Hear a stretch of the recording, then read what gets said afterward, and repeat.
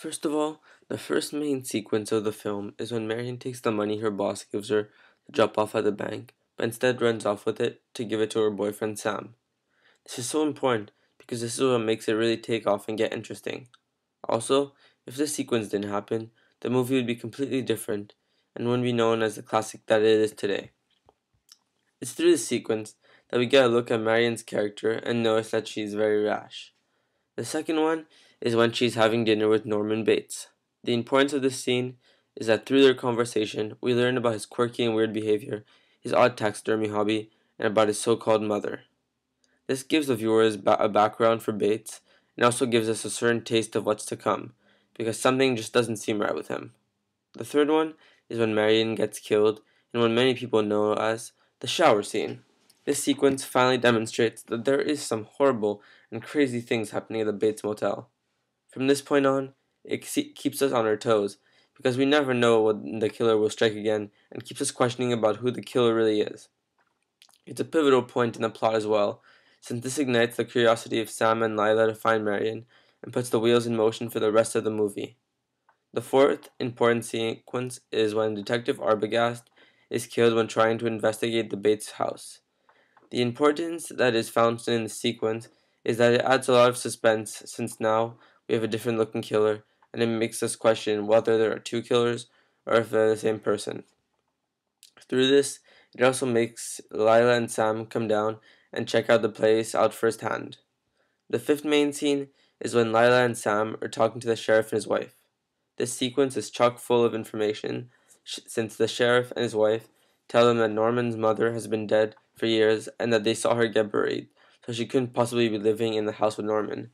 This adds tremendously to finding out who is the killer, because now that we know that the mother is dead, we wonder who it was that was dressed like the mother and killed Arbogast. The sixth scene is when Lila is in the cellar of the Bates house and Bates comes to try and kill her, but Sam knocks her out first. At this point, we finally learn who the killer is, and he is apprehended. This is so important, since it's the pinnacle of the movie, and what Hitchcock was trying to create all the suspense for since the beginning of the movie. The last main scene is at the jail, where the psychiatrist explains everything. This finally closes up the story and explains everything that happened with Norman, and why he was doing what he was doing. It gives a satisfying conclusion by answering all the questions. The main suspenseful scenes of the movie are as follows. The first one is the shower scene. This is so suspenseful because of how it seems to be so quiet. Considering that this is a suspenseful movie, we know something bad's gonna happen, but we're just not sure. Then we see a shadow coming towards her, and we're not sure who it is and what he's going to do. The seconds between the opening of the door and the opening of the curtains to stab her are incredibly suspenseful. Then there is the moment when Arbogast is climbing the stairs of the Bates house. What makes this suspenseful is the fact that we now know there is a killer, and we're not sure if he's awaiting at the top of the stairs, or if we're in for another crazy new character to appear. Not to mention the fact that there also could be many traps or weird objects like a dead body. Lastly, there's the scene where Lila, who is Marion's sister, is exploring the house. This is so incredibly chock full of suspense as well, since we already know what happened to the first person who tried investigating in that house. She walks throughout the whole house, and we're not sure who or what is going to pop out of every corner. Even when she opens the closet, I felt like a giant jack-in-the-box was going to pop out of it. We don't know how much longer Bates can be stalled, and we fear what would happen if he saw Lila snooping in the house. Then, it's when she goes to hide in the cellar, where we know that the mother is hiding.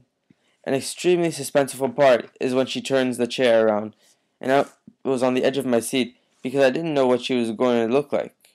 The biggest part of the suspense, though, is when we hear someone coming down the stairs, because we don't know if it's Sam or Norman or both.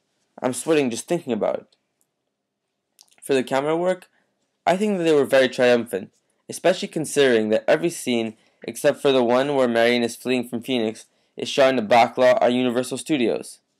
To make such a great movie and have such a great camera work in a small area of the sort is truly an achievement. I think that making the movie in black and white was much better than in color, since it made everything look much more eerie and ominous. I find that black and white just has that sort of effect, where you feel that everything seems to be scarier, since many things look alike and you sometimes don't notice the person creeping up on you. So you're constantly on your toes, looking for someone to pop out of nowhere. For the close-ups, I find they did a really good job at it, especially in the shower scene. This is because they required 78 shot setups and it took 7 days to film. They also made sure that all the walls were removable so the camera would be able to get in close from every angle. Also, for when the water is raining down past every side of the camera, Hitchcock ordered a huge custom shower head and used his camera to shoot really close to it. The lighting was also accomplished in a nice manner. It was well used to illuminate certain characters during important moments of the movie. For example, towards the end of the movie, when Norman Bates almost kills Marion's sister in the cellar, they used the lighting to focus on him being in the shadows and then shine it on him when he's coming out of them. This makes him look like an assassin since they creep in the shadows, waiting for the right moment to enter light and strike. The only difference is that Norman waited slowly from the darkness to the light, which I found was very creepy. As for my overall impression of Psycho, I have many things to say. First of all, since I've never seen a thriller movie, I was very interested by it and how everything was happening in it throughout the course of the movie.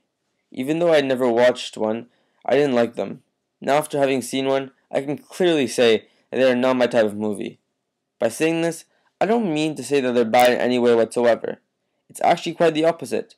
I thought it was really well made, had a great plot, and kept me in suspense about who the killer was the whole time. I also thought about how incredible it was, that the music was able to add so much emphasis and power to the scenes. The music was so intense that even as I'm writing this, the music is stuck in my head.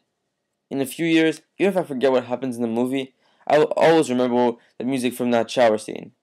You know the producer did a good job when he can make something stick in your mind whether you like it or not. I also like the decision to make it black and white, as I stated previously, instead of in color since it made it scarier. The only thing that I would have changed is that I would have added more depth to the character's personality, since you just knew one or two things about the character and that was it. Personally, I think that everyone should at least watch one thriller movie in their lifetime, and even though this is the only one I've seen, this seems like that one movie to watch. Thank you.